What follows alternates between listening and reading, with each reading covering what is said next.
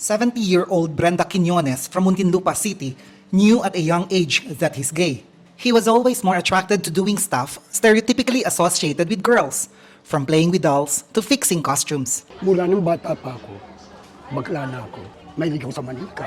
Meron ako ng mga damit ng manika, magsususunod eh. Brenda has 6 siblings. He's the second to the last child, and his family accepted him. Inisip naman ng parents ko na, ay babayaan natin, ganyan na naman yan. At saka isa pa, mother ko ang naglihi, hindi ang mother ko. Mahilig siya sa mundo ng perya, manood ng mga bakla.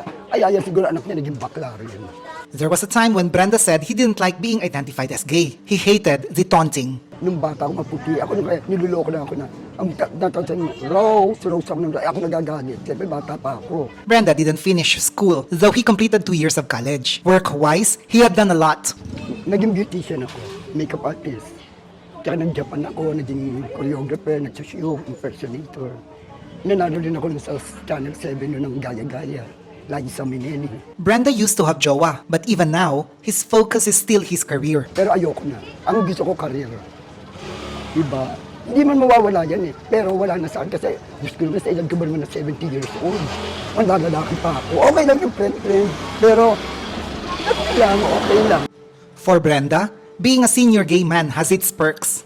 Mula bata hanggang pagkatanda, magiging senior ka. Pero hindi naman siguro hirap magising kasi isa pa, may kakano ka na ayuda.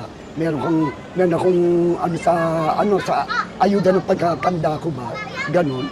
There are things that Brenda said he misses from the past. Namimiss ko siyempre, bakla ako na nakapaglaro ako sa mga kaibigan ko, hanggat lumaki ako, siyempre, iba na yung nagkakaidan mga 18, 7, hanggang tumaban ako ng beauty contest, ng luka-lukahang forest yun, hanggang tumaban din ako ng gaya-gaya, There are times when, for Brenda, discrimination of senior LGBTQIA+ people comes from younger LGBTQIA+ people. And this makes him defensive.